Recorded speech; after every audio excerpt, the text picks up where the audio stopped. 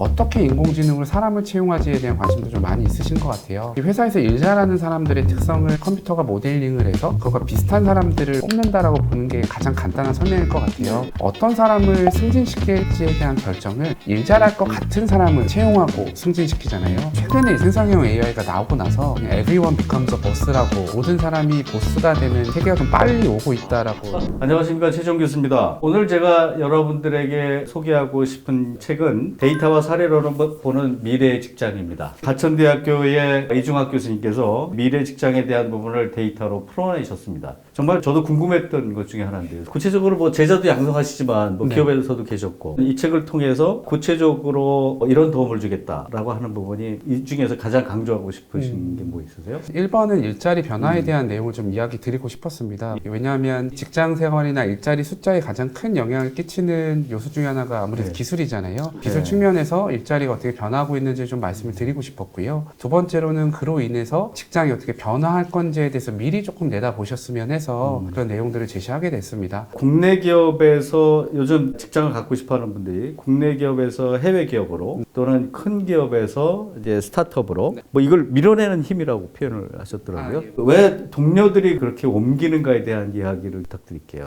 일단 최근에 많이들 들으셨겠지만 뭐 더 그레이트 레지그네이션, 대퇴사의 시대뿐만 아니라 미국과 한국에서도 뭐 조용한 퇴직 등등에 대한 이슈가 좀 많이 있습니다. 예를 들면 2022년도에 미국 통계국 자료에 따르면 한 달에 500만 명 정도씩 그만두고 있거든요. 500만 명이요? 예, 그럼 1년 처음으로는 한 6천만 명 정도 그만두는 겁니다. 그러네요. 우리나라 인구보다도 많은 사람들이 맞습니다. 1년에 퇴직하고 이직하고 뭐 이렇게 되는 거네요. 엄청나게 많은 사람들이 그만두기 때문에 일단 미국 같은 경우에 왜 그만두는지에 대한 여러 연구나 조사가 있었는데요. 가장 크게 나왔던 부분들은 아무래도 이제 실업급여에 대한 부분뿐만 아니라 코비드-19으로 인해서 삶의 가치가 많이 바뀌었다라고 합니다. 뭐 실업급여 측면은 조 바이든 정부에서 아마 70% 정도를 보조를 해줬을 거예요. 두 번째로는 이제 재택근무하고 코로나로 인해서 사람들이 많이 건강상 이슈를 가지면서 삶의 가치가 변했습니다. 그로 그렇죠. 인해서 대퇴사가 시작이 됐고요. 반면에 한국과 같은 경우에는 복합적인 요소가 있습니다. 근데 최근에 설문조사에 따르면 3년차 이상 직장인들의 1번 혹시 퇴직 이유가 뭘 것 같으세요? 글쎄요, 뭐 연봉 아니면 뭐 시간적 여유. 제 생각에는 아마 그런 것들이. 맞습니다. 최근에 조사뿐만 아니라 제 데이터를 통해서도 성장하지 못했을 때 그만둔다는 이유가 가장 많습니다. 그게 이제 최근에 한 가장 많은 연구 결과가 나왔고, 두 번째로 제 책에서는 텍스트 데이터를 좀 이용했습니다. 일단 자플래닛이라는 소셜 네트워크에서 소위 말하는 대기업이나 스타트업이나 미국 글래스도어를 썼는데요. 글래스도어는 한국의 자플래닛과 같다고 보시면 될 것 같습니다. 여기서 실리콘밸리의 뭐 애플이나 아마존이나 페이스북, 이제 메타죠. 이런 기업들의 특성을 봤는데 자플래닛이나 글래스도어의 기업에 대한 단점을 얘기를 많이 하거든요. 근데 이 데이터를 보면 그만두는 이유를 추론해 볼 수가 있습니다. 일단 우리나라 대기업 같은 경우에는 가장 많이 나왔던 게 수직적 조직 문화에 대한 부분이 1등이었고요. 2번이 보고서, 보고 문화 뭐 이런 부분들이 가장 많았습니다. 반면에 스타트업 같은 경우에는 너무 많은 업무의 종류와 양, 그리고 제도화되어 있지 않은 복지 등등이 좀 나왔었고요. 실리콘밸리 같은 경우는 너무 높은 성과에 대한 압박 등등이 있었습니다. 이런 문화, 일의 종류, 압박 등등을 총합해서 보면 저는 조직 문화에 대한 전반적인 이슈가 구성원들을 퇴직으로 몰고 있는 거 아닌가라는 생각을 하고 있습니다. 교수님 지금 말씀을 들어보니까 미국이든 우리나라든 조직적인 문제에 있어서 퇴사를 하는 경우가 굉장히 많네요. 그러니까 저는 생각에 보상도 좀 더 받고 싶고 시간도 더 갖고 싶고 하는데 직장 내에서의 본인들이 어떤 성취를 하는 데 있어서 어떤 걸림돌들, 뭐 규정이 없다든지 아니면 너무 업무량이 폭주를 한다든지 자기 발전이 없는. 그 어떤 기업에서는 뭐 80대 20으로 꼭 20%는 자기 개발을 위해서 써라 뭐 이런 것도 하나의 퇴사를 방지하는 좋은 저희가 되겠네요. 그런 제도적인 보완도 가능할 것 같고요. 다만 최근에는 이제 성장하는 조직 문화와 리더십이라는 이야기가 많이 있습니다. 과거에는 저희가 일을 주어지는 패턴을 보면 한국 조직 같은 경우에는 상사가 일을 배분해주는 구조로 일을 했었거든요. 다시 말하면 상사가 일을 주고 관리하고 평가하고 보상하는 구조로 돼 있었는데, 최근에는 미국과 같이 직무 혹은 일 중심으로 회사가 돌아가거든요. 그렇다라고 하면 상사의 역할이 크게 바뀌게 됩니다. 과거에는 일을 주고 관리 감독하고 평가하고 보상하던 주체였다라고 하면 이제는 정해진 일을 잘 모니터링하고 피드백해주고 협업해주는 코워커로서 기능하게 되거든요. 상사가 내가 일을 할 때 얼마나 성장 경험을 잘 주는가가 최근에 가장 중요한 포인트인 것 같고요. 이게 퇴직을 막는 1번 대책이자 혹은 제도 혹은 문화이지 않을까 싶습니다. 요즘 직장인들은 자기 성취, 자기 만족, 그다음에 자기 성장 이거에 대한 부분이 중요하다라고 하는 이야기를 듣긴 했는데 말씀 그런 것들이 통계적으로 이제 나온 것 같고요. 사회가 급격하게 변한 것 중에는 이제 팬데믹이 굉장히 큰 역할을 했다. 과거에는 정말 열심히 직장 생활을 했는데 팬데믹 기간 중간에 보니까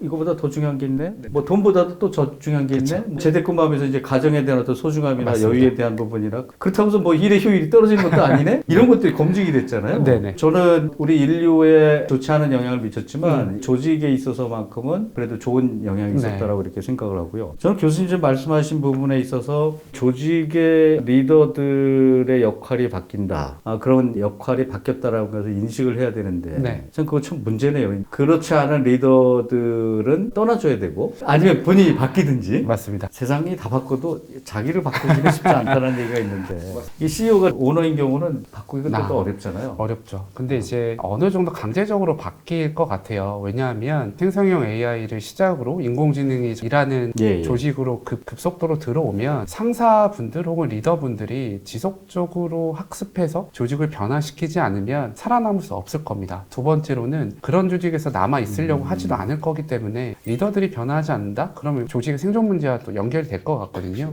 그런 관점에서는 바뀌지 않을 수 없을 것 같다라는 생각을 하고 있습니다. 물론 이제 저 자체도 바뀌게 되겠지만 뭐 저는 리더는 아닙니다만 그래도 경험이 쌓여가고 나이가 들어가기 시작하니까 나름대로도 고집도 막 이렇게 생기게 되고 경험도 데이터에 뭐 이렇게 하면서 저를 합리화하기도 하고 이 일장에 이렇게 보면 어떤 일이 살아남고 사라질 것인가 그다음에 일자리의 숫자 성격이 변하고 있다고 하는 얘기인데 일자리의 어떤 퀄리티에 대한 이야기이신 것 같은데 숫자와 성격이 변화하고 있다라고 하는 얘기는 어떤 말씀으로 일단은 제가 했던 분석을 짧게 말씀 좀 드리면요. 프레이랑 오스본이라는 옥스퍼드 교수가 있습니다. 이분들이 The Future of Employment라고 일자리의 미래라는 연구를 했거든요. 사실 인용횟수 되게 중요하잖아요. 인용횟수가 12,000건 정도 넘는 굉장히 좀 대단하시네요. 관심 받는 논문이었는데요. 이 논문을 이제 미국적 맥락에서 분석을 했었습니다. 예를 들면 미국에 한 702개 정도의 직무, 일자리가 있거든요. 근데 이게 기술의 발전에 따라서 몇 프로 정도 사라질지를 10년 후로 예측을 했거든요. 한 47% 정도 없어진다고 나옵니다. 그래서 이러한 연구 결과를 이제 국내의 한 조직에 들여와서 분석을 그대로 해봤는데 놀랍게도 한 69% 정도 없어진다라고 나오더라고요. 그래요? 그럼 너무 좀 암울한 뉴스잖아요. 이제 분석 결과를 이제 놓고 좀 고민을 하다가 실제로 이게 일어났는지를 나중에 좀 검증해 보려고 했습니다. 다시 말하면 2017년도에 69% 정도 대입했는데 예측이 되네라고 했지만 2020년에 증명을 해봤더니 간단한 회계 분석으로 없어지고 있다라고 나오더라고요. 그래서 이제 이런 제가 이야기를 하면 되게 많은 조직들에서 이런 걸 질문하고 혹시 뭐가 교수님 궁금하세요? 뭐 어떤 일자리가 없어졌냐가 제일 궁금하죠. 뭐. 맞습니다. 어떤 일자리가 없어지고 또 뜰 것인가 이잖아요. 그래서 간단하게 그거를 비지도 학습의 일환으로 데이터 분석을 해가지고 4가지 집단을 좀 구분을 했습니다. 첫 번째가 undisturbed job이라 그래서 사라지지 않을 것 같은 직업이라 그래서 대체될 확률도 굉장히 적고요. 실제 조직에서도 증가했던 직무가 있습니다. 소프트웨어 개발자나 영양사나 요리사 반면에 거의 대부분 사라질 거다라고 제가 명명을 했던 직업들이 A lost job이라는 분류 밑에 뭐 엔지니어링, 오퍼레이션 하시는 분들이나 뭐 단순 반복 영업 하시는 분들입니다. 이런 것처럼 직업의 변화를 좀 보게 됐고요. 그에 따라서 어떠한 사람이 좀 살아남을지 또 같이 좀 제시를 해서 이게 사실은 오래된 이야기. 그 4차 산업혁명이나 뭐 인터넷 들어올 때, 인공지능 들어올 때, 그리고 뭐 이렇게 세상이 변할 때마다 야 이런 일자리 없어져라고 하는 게 근육을 단순하게 움직이는 거, 단순하게 정신노동하는 거. 그래서 저도 정확하게 기억을 하는 게 컴플리케이트한 건 없어지지 않아요. 그다음에 코퍼레이션 하는 거, 서로 협력하는 거, 그다음에 인간적인 어떤 이모션이 들어가는 거. 뭐 이거는 워낙 오래된 이야기라서 그런데 저희는 검증은 못했으니까. 근데 이제 교수님 말씀은 검증돼서 보니 실제적으로 그게 없어지더라라고 하는 거죠. 그러면 뭐 새로운 일어나는 일자리들은 어떤 것들이 있을까요? 제가 좀 주목했던 직업들은 사실 디자인 직군 계열도 있었고요. 뭐 산업기술과 관련된 부분도 좀 있었습니다. 저희가 조금 더 흥미롭게 봐야 될 부분이라고 현 시점에서 생각하는 거는 GPT 혹은 생성형 AI가 나오면서 또 많은 판이 바뀔 것 같아요. 3월 23일 기준으로 오픈 AI랑 마이크로소프트뿐만 아니라 골드만삭스랑 굉장히 많은 기관들에서 GPT-4나 챗GPT를 통해서 사라질 일자리와 소위 말하는 뜨는 일자리에 대한 실험과 많이 했습니다. 간단히 요약을 해서 말씀을 드리면 미국 노동자 중에 한 80% 정도는 10% 정도의 영향을 받는다라고 하고요. 반면에 19%의 노동자는 50% 이상의 영향을 받는다라고 합니다. 그러면서 이제 구체적인 스킬까지 오픈 AI는 얘기를 합니다. 1번은 가장 악 영향을 많이 받을 것 같은 직업군으로 프로그래밍 하는 분들과 라이팅 하시는 분들을 예시를 듭니다. 그러면서 하면서 단순 반복 업무에서도 뭐 코더 분들이나 개발하실 때도 단순 반복 하시는 분들이 있잖아요. 이런 부분들은 좀 사라질 것이다라고 얘기하는 반면에 뭐 사이언스와 크리티컬한 띵킹은 살아남을 거다 이런 얘기를 합니다. 추가적으로 이제 골드만삭스에서 그것들을 도입을 해서 법률가, 변호사, 뭐 회계사 이런 분들이 40% 이상 사라질 거다라고 얘기합니다. 근데 제가 좀 흥미롭게 봤던 부분들은 사실 저희가 2016년도에 우리나라에서 알파고 대국이 있는 이후로도 이런 보고서들이 굉장히 많이 있었잖아요. 나왔죠. 그래서 2017년에 한국고용정보원에서 기술 변화에 따른 일자리 변화란 보고서가 있습니다. 이걸 보시면 2025년도에 이제 3년 남았잖아요. 예. 61% 일자리가 사라진다라고 얘기하고 있거든요. 대체될 확률이 높은 일자리와 적은 일자리를 보면 공교롭게도 가장 대체가 안 될 것 같은 직업으로 회계사, 변호사,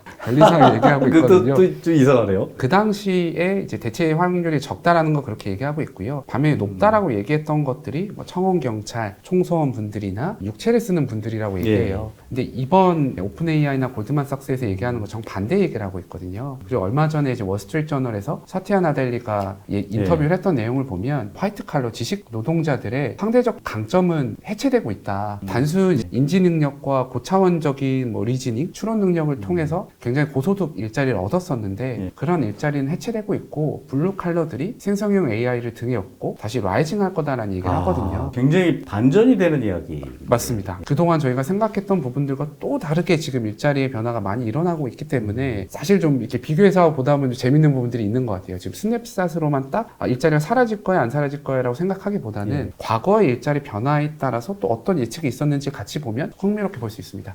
과거에는 이게 없어져 라고 했는데 세상에 갑자기 챗GPT가 나오면서 야 그거보다도 이게 더 없어져. 니들이 더 위험해. 화이트 칼라 조심해. 뭐 이런 얘기이시잖아요. 네, 맞습니다. 근데 저도 느끼고 있습니다. 이게 화이트 칼라의 역할이 챗GPT에서 많이 대체될 가능성이 있다라고 하는 게 제일 지금 두려워하는 분들이 교수님들. 저희 둘 다. 세상이 그렇게 변했습니다. 데이터로 인해서 채용, 그 다음에 온보딩, 보상이 이루어진다 이런 얘기를 하셨는데 솔직히 말씀드리면 제가 좋아하지 않던 용어 중에 데이터 댐이 있습니다. 아, 예. 교수님 책을 딱 봤어도 데이터와 사례로 벌어지라고 해서 제가 약간 안심을 했는데 네. 데이터만 이야기를 하게 되면 사람들이 데이터를 모아놓으면 무슨 좋은 일이 생길 거야. 근데 시스코 보고에 의하면 96%는 쓰레기거나 맞습니다. 아니면 우리가 활용하지를 못하거나 아니면 뭐 기업 비밀이나 개인 비밀이기 때문에 도저히 뭐 그걸 갖다 어떻게 할 수 없는 부분이고 인류가 지금까지 나온 데이터의 4%만이 활용이 되고 있다 이런 얘기를 하거든요. 근데 이제 이렇게 자꾸 데이터 쌓아라 뭐 이랬는데 실제적으로는 아무런 도움을 못 주는 거죠. 그것을 뭐 상수도에 쓸 건지 하수도에 쓸 건지 아니면은 음용으로 쓸 건지에 대한 부분들이 잘 정리가 돼야 이것이 활용이 되는 건데 교수님은 그런 부분에 있어서는 이제 데이터의 활용에 대한 이야기를 하셔서 데이터로 채용하고 온보딩하고 보상이 이루어져야 된다라고 하는 어떤 구체적인 말씀을 주시면 최근에는 사실 뭐 AI나 데이터를 통해서 채용하고 보상하고 평가하고 교육하는 거에 대한 얘기가 상당히 많습니다. 어떻게 인공지능으로 사람을 채용하지에 대한 관심도 좀 많이 있으신 것 같아요.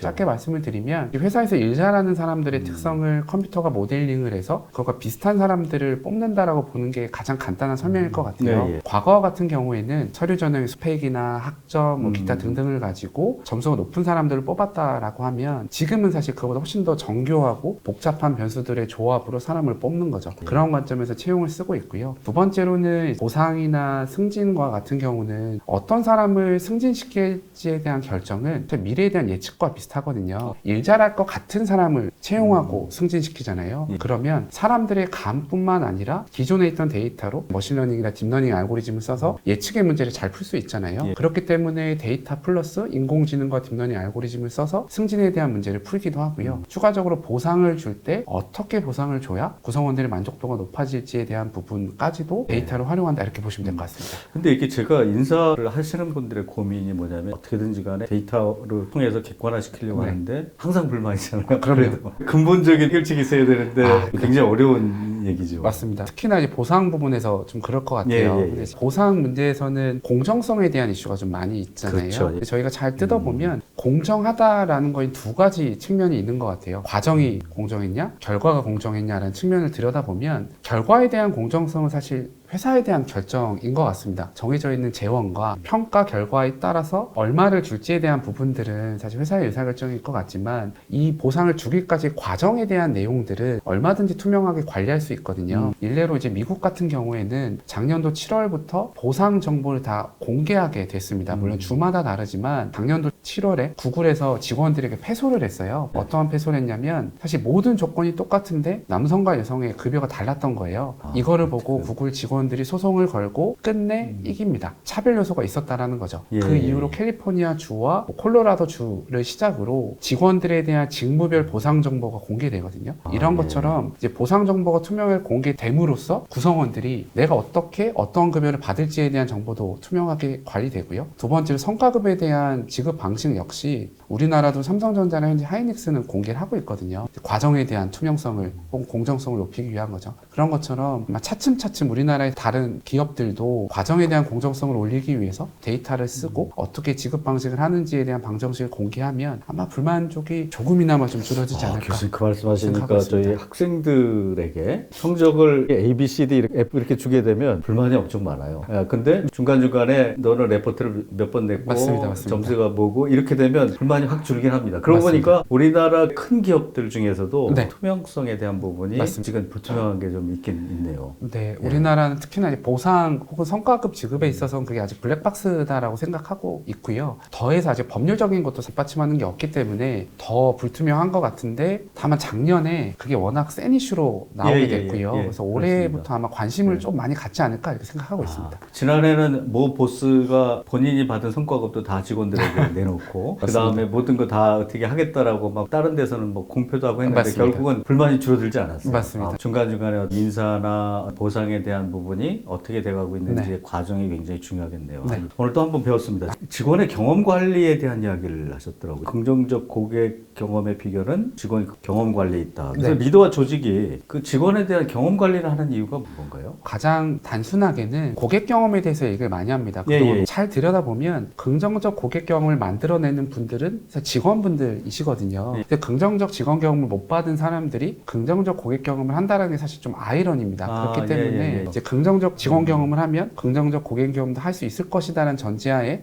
작년 혹은 재작년부터 좀 많이 나오기 시작한 개념이고요. 국내에서는 LG를 필두로 많은 인사에서도 LG에서 원체 연구도 많이 하고 계시고 관련된 내용도 하고 있는데요. 가트너나 이미 IBM 여러 연구들에서 긍정적 고객 경험을 만들어내는 주체는 긍정적 직원 경험이다라는 이야기들이 많이 있습니다. 제가 예전에 스타벅스를 공부한 적이 있는데요. 예, 맞습니다. 하워드 슐츠 회장이 한 얘기가 고객은 내부 고객과 외부 고객이 있는데 나는 내부 고객, 직원들에 대해서 만족도를 높이게 되면 그들이 외부 고객, 그분들에게 최선을 다할 거다. 이런 얘기를 하셨더라고요. 그래서 지금 말씀하신 게 가슴에 확 와닿습니다. 그러니까 결국은 좋은 경험을 한 직원이 고객들에게도 그런 경험을 제공할 수 있다라고 하는 말씀이죠. 근데 그 관리하는 방법은 그럼 또 어떻게? 최근에 사실 기술이 나오면서 좀 많은 부분들이 구현이 되는 것 같아요.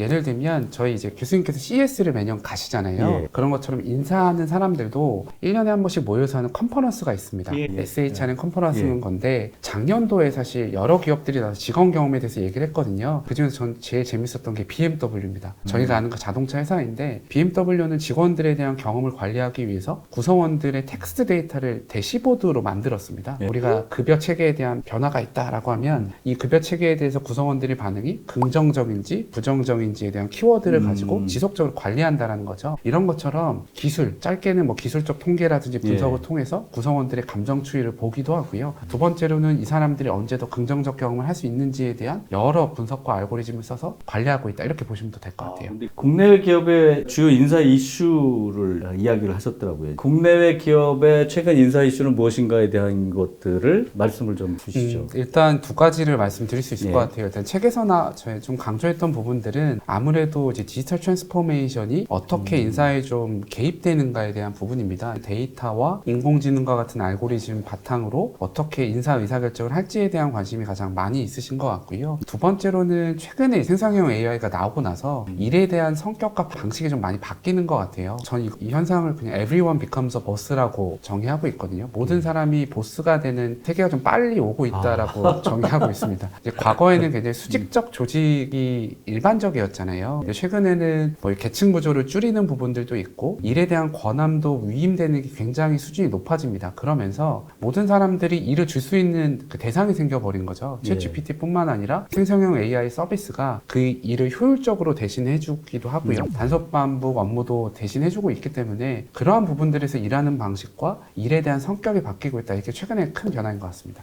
과거의 방식과 바뀐 거에 대한 부분을 말씀을 이렇게 주셨는데요. 제가 입에 이렇게 달고 사는 게 뭐냐면 지금은 시대가 크고 강한 것보다 작고 빠르고 다양한 게 더 중요해진다. 교수님 책에서도 보면 이제 개인의 중요성에 대한 이야기를 네. 하셨더라고요. 그래서 개인이 하나의 이제 보스가 되는 이게 점점점 조직이 작아지고 빨라지고 다양해지다 보니까 챗GPT로 요즘 창업하려고 하는 친구들도 굉장히 많아졌어요. 팬데믹 이후에 메타버스가 한참 이렇게 떴잖아요. 네. 뜨다가 이게 사라진 건지 아니면은 생성형 AI와 지금 결합을 하려고 들기도 하고 그래서 일의 효율이 조금 더 높아진다라고 얘기하는 사람들도 있고 네. 교수님 생각하실 때는 이제 메타버스의 세상에서 일하는 거 어떻게 보세요? 일단 저도 경험을 했었고요. 회사에 다닐 때 갑자기 예. 메타버스 사무실로 출근하라고 하더라고요. 예. 그래서 이게 뭔가 메타버스 사무실 출근하면 다 되나 했는데 이 아바타는 아바타대로 출근해야 되고 저는 저대로 오피스에서 근무를 해야 되는 거예요. 이 두 가지 자아가 이제 움직였기 때문에 저는 약간 지금 오해를 한 게요. 네네. 그냥 메타버스만 출근하면 되는 줄 알았더니 교수님 아닙니다. 말씀하신 대로 맞습니다. 아, 예, 그러네요. 그렇게 해야지 네. 이제 좀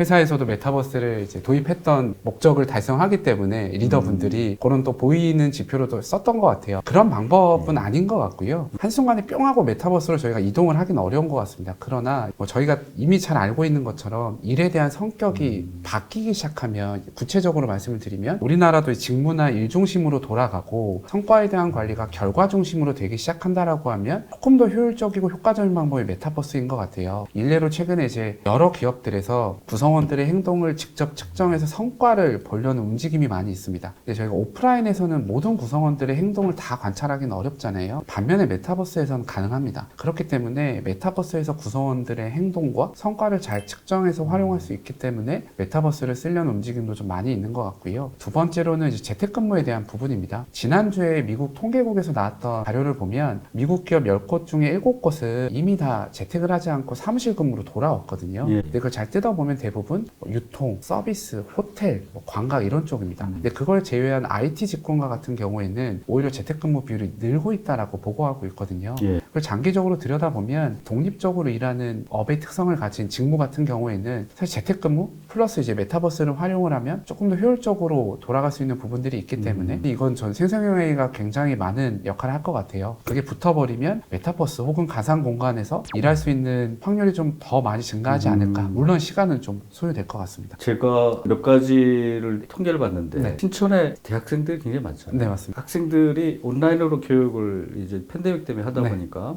그래서 초창기에 설문조사를 했더니 네. 학교에 가고 싶어요 라고 하는 친구들이 70~80%가 넘었답니다. 네. 그리고 한 1년 있다가 조사를 했더니 네. 학교에 안 가도 될 것 같아요. 그러고 난 다음에 학교에 나오라고 하면 어떻게 안 가도 되는데 왜 나가요?